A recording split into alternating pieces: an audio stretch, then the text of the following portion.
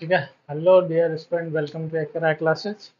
तो आज बहुत दिन बाद आए हैं। ठीक है, कुछ काम था इसलिए। तो आज जो हम पढ़ेंगे लेक्चर नंबर 5। ठीक है, लेक्चर 5 हमारा क्या है? चैप्टर, सॉरी, सब्जेक्ट है हमारा केमिस्ट्री। और चैप्टर क्या है हमारा? Some basic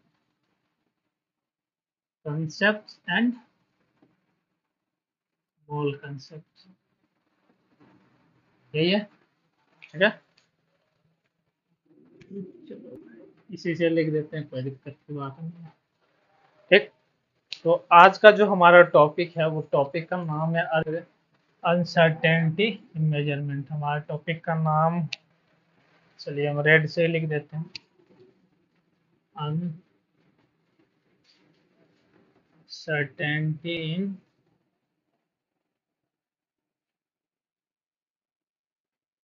measurement. ठीक है, मेजरमेंट में मतलब अनसर्टेनिटी, इसका क्या मतलब होता है? अनसर्टेनिटी का मतलब क्या होता है, देखिए। ठीक है, इसका मतलब होता है डाउटफुल, होता है। अनसर्टेनिटी का मतलब यही होता है, मतलब ये हो गया कि ये क्या है, फिक्स नहीं है, क्लियर नहीं है, ये चीजें क्लियर नहीं है। ठीक है, इसका मतलब यही हुआ अनसर्टेनिटी।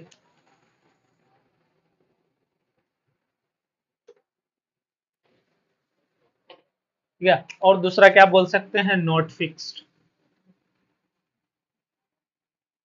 नॉट फिक्स्ड, ये फिक्स्ड भी नहीं है कि ये कहाँ तक जाएगा कहाँ तक नहीं जाएगा। अगर हम बोले सिंपल एग्जांपल में आपको, एग्जांपल में value of pi, value of pi. ठीक है, देखें इसका वैल्यू कहाँ तक जाता है। ठीक है, ये इसका वैल्यू आपको 3.144 जाते रहेगा। ठीक है, जहां तक आप लिखना चाहेंगे लिख सकते हैं। ठीक है, तो ये सब किस में आता है? Uncertainty value. ठीक है, इसी वैल्यू में ये भी आता है। ठीक है, और हम आपको बोल रहे हैं कि आप क्या निकालिए। ठीक है, find the mass of one hydrogen atom. ठीक है, एक हाइड्रोजन एटम का आपको मास निकालना है। बताइए, एक हाइड्रोजन एटम आपको दिखेगा? दिखता भी नहीं है, एकदम छोटा। ठीक है, तो वो मतलब एटम होता है तो बहुत ज्यादा छोटा, टेनी पार्टिकल हुआ, ये दिखता भी नहीं। इसका मास हम कैसे लिखेंगे? केजी में लिखेंगे, ग्राम में लिखेंगे, किस में लिखेंगे? एमजी में लिखेंगे। ये तो हम जनरली लिखते हैं, जनरली क्या लिखते हैं केमिस्ट्री में? ग्राम ही लेते हैं। और कभी कभी आपको एमजी भी मिल जाएगा। ठीक है, एमजी केमिकल्स के लिए लिखते हैं, और जो हम एटम्स वगैरह देखेंगे ग्राम में लिखेंगे। और ग्राम क्यों लिखते हैं? क्योंकि इसको जो है हम इसी टर्म में लिखते हैं। ठीक है, इनमें अनसर्टेनिटी मेजरमेंट, इसमें कुछ क्या है, टर्म्स है, जैसे कि हो गया आपका साइंटिफिक नोटेशन, और प्रिसाइज एंड एक्यूरेसी, और सिग्निफिकेंट वैल्यू, ये सब कहलाता है किसमें?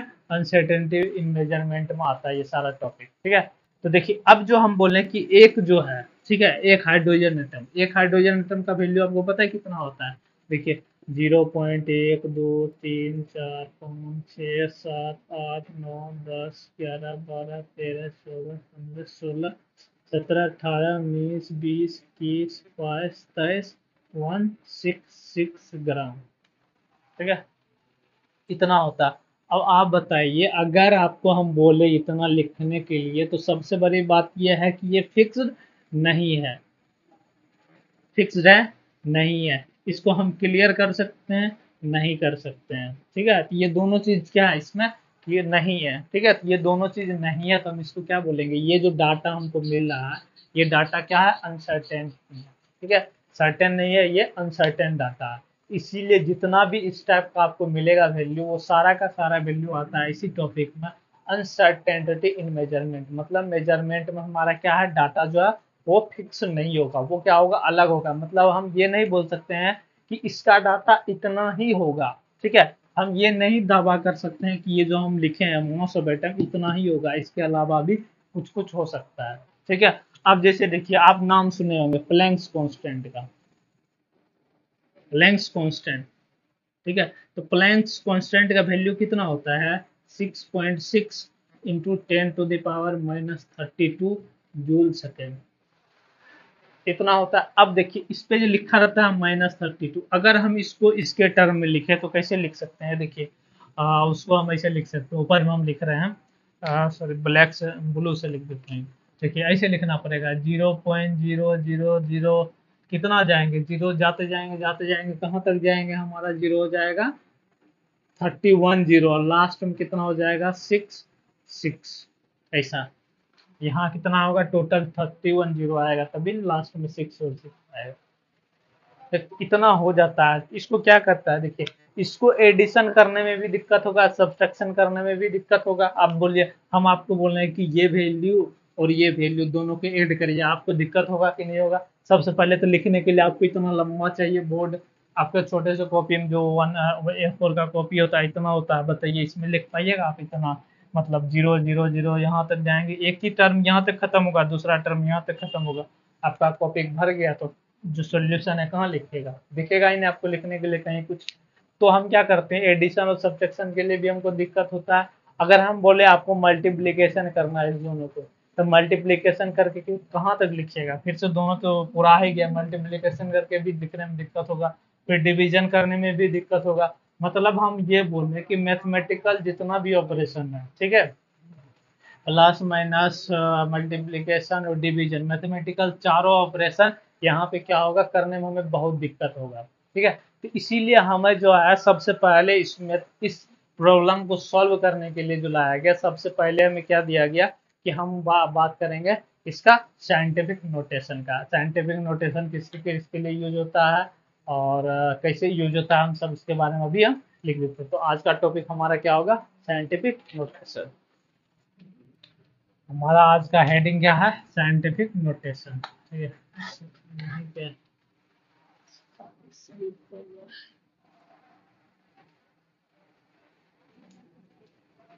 ठीक है। तो देखिए हम यहाँ लिखे हैं, सॉरी चल भी नहीं रहा है, मार्कर हो गया खराब। ठीक है, कोई दिक्कत नहीं। साइंटिफिक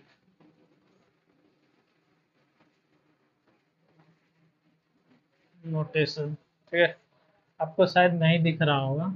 ठीक है, तो चलिए हम रेड को हटा देते हैं, इसी में ग्रीन लिख देते हैं, थोड़ा सा शायद आपको दिख जाए। साइंटिफिक नोटेशन, ठीक है, इसको हम समझते हैं। ये जो आज का हमारा टॉपिक है इसको हम समझते हैं किस तरह का। ठीक है, तो देखिए हमारा सबसे पहले क्या है, इसको हम बोलते क्या है, एक्सपोनेंशियल नोटेशन। ठीक है, it is also known as exponential notation. ठीक है, इसको क्या बोलते हैं, एक्सपोनेंशियल नोटेशन। और दूसरी बात क्या है, देखिए ये यूज किसके लिए होता है, ये होता है हमेशा स्मॉल मॉलिक्यूल के लिए, जहां हम क्या, सॉरी स्मॉल क्वांटिटी के लिए। ठीक है, जहां हमें क्या मिलेगा, क्वांटिटी बहुत ज्यादा स्मॉल। जैसे कि अगर हम बोले कि जो mass of atoms and molecule है, जो mass of atoms and molecule को हम इसके टर्म में एक्सप्रेस कर सकते हैं। जैसे कि जो हम लिखे थे आपका ये वाला 0.000 लिखे थे, 166 लिखे थे ना, इस टाइप का। ठीक है, ये ग्राम है, इसको हम ऐसे कन्वर्ट कर सकते हैं 1.6 इंटू 10 to the पावर। ठीक है, ये कितना हो गया आगे से 24, ठीक है, -24, इस टाइप का लिख सकते हैं। ठीक है, तो जिससे क्या होगा कि ये चीजें इसमें हो जाता है। देखिए ये एक्सपोनेंशियल हो गया। ठीक है, एग्जाम्पल के बारे में हम बताएंगे, लेकिन फिलहाल हम इसको समझने के लिए कह रहे हैं। तो हम दूसरे भाषा में ये लिख सकते हैं, ये किसके लिए एक्सप्रेस किया जाता है, इट इज एक्सप्रेस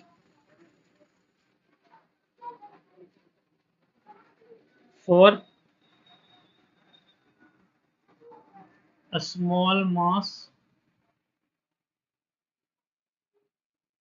ठीक है, सॉरी स्मॉल नहीं लिखते हैं, it is express for mass of atoms and molecules. जो एटम्स एंड मॉलिक्यूल्स का जो मास हम लिखते हैं, इसी इसी के टर्म में लिखते हैं, साइंटिफिक नोटेशन के टर्म में। और ढेर सारा कांस्टेंट भी लिखा जाता है इसके टर्म, ठीक है। Many constants, many constant values are written, ठीक है। जितना भी मैं जो बहुत सारा कांस्टेंट जो है इसके साइंटिफिक नोटेशन के टर्म में ही लिखा जाता है, बाकी इसके अलावा जो है सिंपली जो रेगुलर फॉर्म होता है उस फॉर्म में नहीं लिखा जाता है, हमेशा साइंटिफिक नोटेशन के फॉर्म में लिखा जाता है, ठीक है।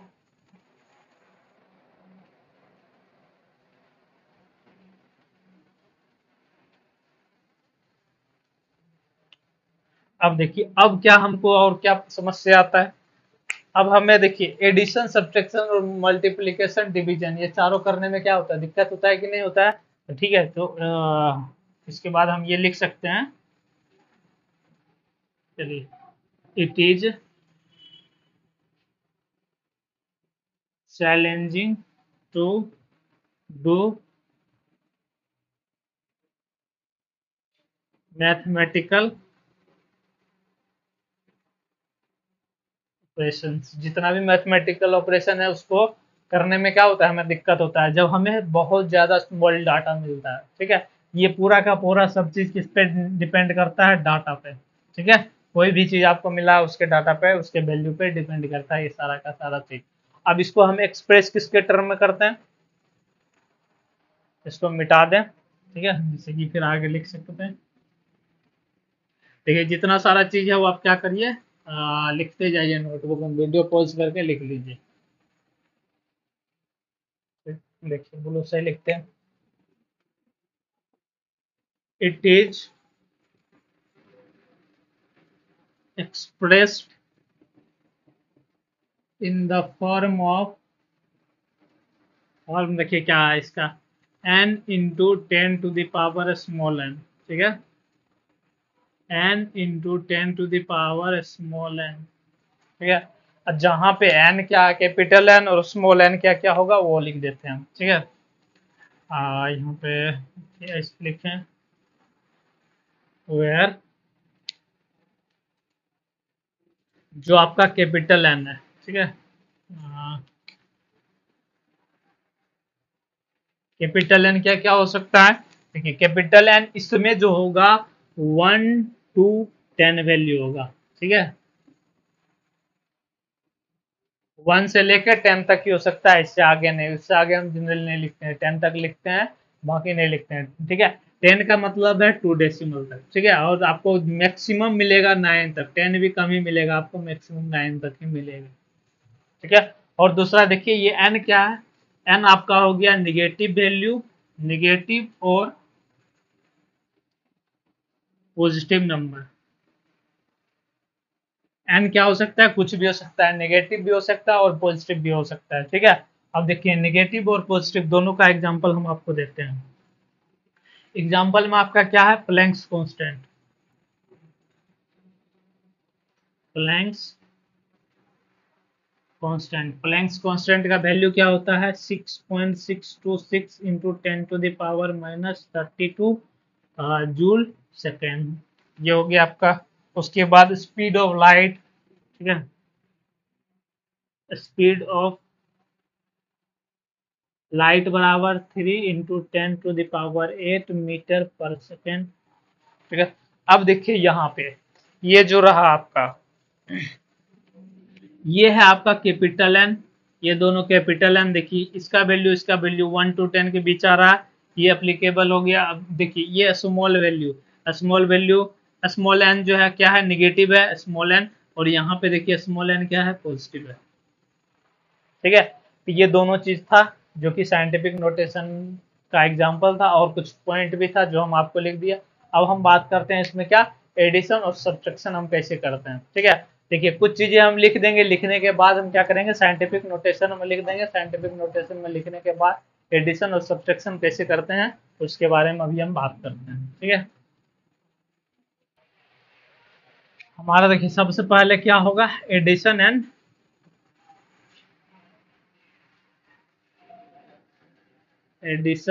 सब्सट्रैक्शन, ठीक है। एडिशन और सब्सट्रैक्शन किसका, साइंटिफिक नोटेशन का देखिए, तो हम एग्जाम्पल में हम क्या करते हैं, आर्बिट्ररी एग्जाम्पल देते हैं, ठीक है, जो कि मतलब आपको कहीं नहीं मिलेगा, मतलब अपने से खुद से जो बोलते हैं उसको बोलते हैं आर्बिट्ररी, मतलब एज्यूम्ड किया हुआ रहता है। तो देखिए हम आपको सबसे पहले देते हैं इस टाइप का 4.84 इंटू 10⁻³ प्लस 5.2 इंटू 10⁻⁻⁴ इस टाइप का दे, ठीक है। तो देखिए जब भी आपको एडिशन करना है, तो एडिशन करने पे आपको फोकस किस पे करना है, देखिए ये जो है पावर, इस पावर एक्सपोनेंशियल जो टर्म है उस टर्म पे फोकस करना है, ठीक है। तो देखिए ये वाला टर्म एक हुआ, ये वाला टर्म एक हुआ, ठीक है।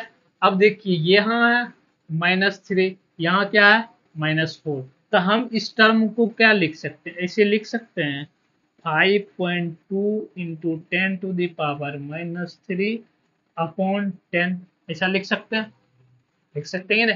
फिर इसी टर्म को ऐसा लिख सकते हैं 5.2 इंटू 10⁻⁻3, ऐसा लिख सकते हैं। तो मतलब ये वाला वैल्यू है इसके बराबर हो गया, ठीक है। आप देखिए ये वाला भी -3 हो गया, ये वाला भी -3 हो गया। हमारा मेन मकसद रहता है कि ये जो एक्सपोनेंशियल टर्म है वो दोनों बराबर हो जाए किसी भी तरह, जिससे कि क्या होगा, हमें सॉल्व करने में आसानी होगा। तो अब देखिए अब हम क्या करेंगे, 4.8 इंटू 10⁻³ प्लस 0.52 इंटू 10⁻³ -3 इसमें भी है, -3 इसमें भी है, तो हम क्या करेंगे कॉमन ले लेंगे। तो कॉमन लेने के बाद क्या हम लिख सकते हैं 4.8 प्लस 0.52 इंटू 10⁻³ और ये हो गया आपका 5.32 इंटू 10⁻³ सॉरी 3, ठीक।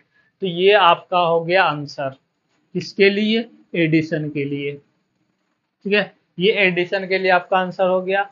और बात रही फिर किसके लिए, सब्सट्रैक्शन के लिए। तो सब्सट्रैक्शन में हम क्या करेंगे, यहाँ पे जो एडिशन है वहां पे हम क्या करेंगे, सिर्फ माइनस लगा देंगे, जो प्लस था उसको माइनस कर दिए और ये बाकी यही है। और यहाँ पे प्लस की जगह पे हम क्या करेंगे, माइनस कर देंगे, माइनस कर देंगे। माइनस करने के बाद यहाँ भी आपका हो जाएगा माइनस, ये माइनस करने के बाद फिर ये आपका आ जाएगा 4 इधर हो जाएगा 8 और 7 ये 2, ठीक है, इस टाइप का। तो 4.28 हो जाएगा आपका आंसर, किसके लिए, सब्सट्रैक्शन के लिए, ठीक है। तो चलिए ठीक है, तो सब्सट्रैक्शन और एडिशन क्या है, दोनों का रूल मिलता जुलता है। अब हम बात करेंगे सॉरी मल्टीप्लीकेशन और डिवीजन।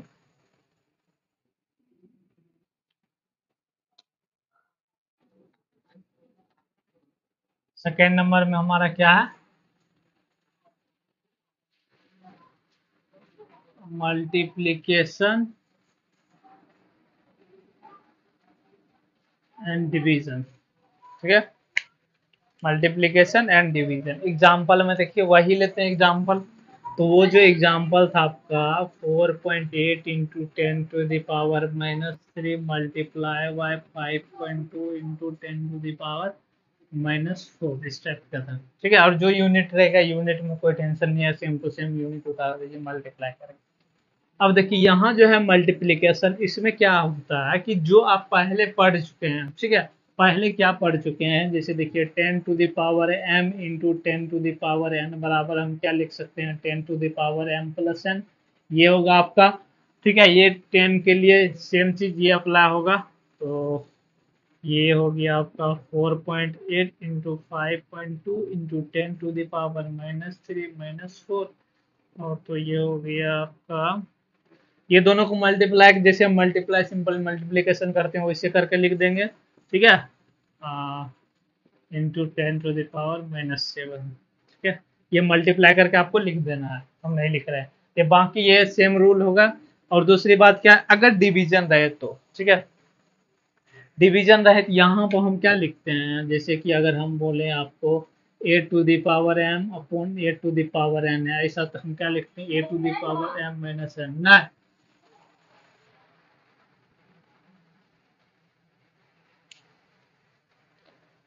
इसमें हम क्या लिखते हैं, a to the power m minus n। Same चीज यहाँ भी अप्लाई करना है आपको। इसका साइन हम क्या करते हैं, चेंज कर देते हैं। यहाँ पे हम डिवीजन देते हैं और यहाँ पे आपका डिवीजन हो जाएगा और यहाँ पे क्या होगा, सॉरी, इसको हम पूरा क्लियर करके लिख देते हैं जिससे कि आसान रहेगा। ऐसा, ठीक है। डिवीजन का क्या मतलब, 4.8 इंटू 10⁻³ अपॉन 5.10 इंटू 10⁻⁻4। इसको हम सॉल्व कैसे करेंगे, ये आपका जो मैथमेटिकल है डिवीजन टर्म, ये आप सॉल्व कर लीजिए। मल्टीप्लाई बाय 10⁻³ माइनस -4, तो ये आपका हो जाएगा 4.8 इंटू 5.2 इंटू, ये प्लस हो जाएगा तो क्या बचेगा 10⁻1। ठीक है, तो ये आपको इसको सॉल्व कर लीजिए जैसे हम सॉल्व करते हैं वैसे ही। बाकी जो रूल हम मैथमेटिक्स में पढ़ते हैं एडिशन सब्ट्रैक्शन का, सेम रूल यहाँ भी अप्लाई करना है, बाकी कुछ भी नहीं है। तो ये आपका छोटा सा पार्ट था साइंटिफिक नोटेशन। आई होप कि आपको पूरा क्लियर आ गया होगा समझ में। अगर अब भी नहीं आया है क्लियर, कहीं डाउट है, किसी भी तरह का डाउट है, आप नीचे कमेंट सेक्शन में जरूर लिखिएगा।